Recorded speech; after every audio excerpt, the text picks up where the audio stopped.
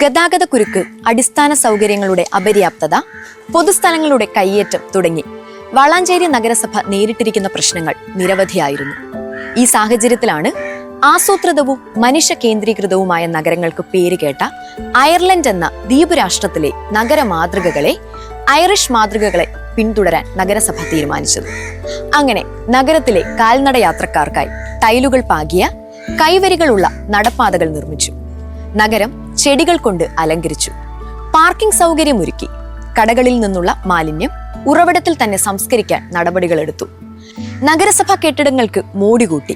മനോഹരമായ മാലിന്യ ബോധവൽക്കരണ ചിത്രങ്ങളും ശുചിത്വ സന്ദേശങ്ങളും വരച്ചുകൊണ്ട് ജനങ്ങളെ ബോധവൽക്കരണം നടത്തി. യാത്രക്കാർക്ക് വിശ്രമ കേന്ദ്രങ്ങൾ നിർമ്മിച്ചു. ഹൈമാസ്റ്റ് ലൈറ്റുകൾ, CCTV ക്യാമറകൾ, ബോട്ടിൽ ബൂത്തുകൾ തുടങ്ങിയവ സ്ഥാപിച്ചു. ഇപ്പോൾ പുതുതായി കോഴിക്കോട് റോഡിൽ ഫ്രീ വൈഫൈ, കുടിവെള്ളം, ഫാൻ എന്നിവയുള്ള ബസ് കാത്തിരിപ്പ് കേന്ദ്രവും സ്ഥാപിച്ചു. ഇതിനു മുകളിലെ ഡിജിറ്റൽ ഡിസ്പ്ലേ വഴി നഗരസഭയ്ക്ക് പരസ്യ വരുമാനവും ലഭിക്കുന്നു.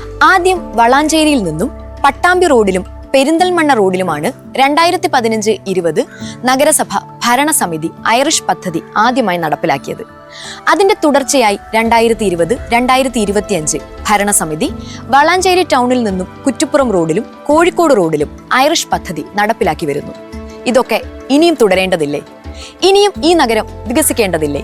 അതിനായി നിങ്ങളുടെ വോട്ടുകൾ UDF സ്ഥാനാർത്ഥികൾക്കായിരിക്കട്ടെ.